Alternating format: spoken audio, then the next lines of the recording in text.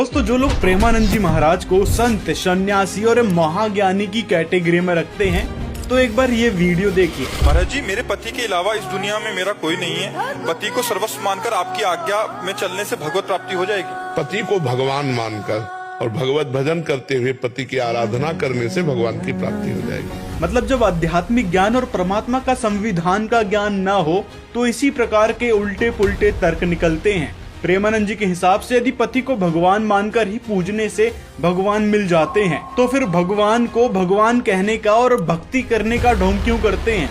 भगवान तो फिर सब में है।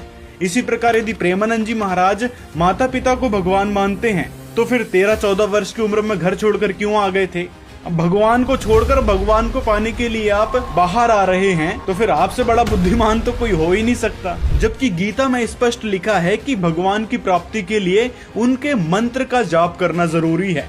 जैसे गीता अध्याय 17 के श्लोक 23 में लिखा है कि उस सच्चिदानंद घन ब्रह्म को पाने का केवल यह ओम तत्सत, यह एक सांकेतिक मंत्र है।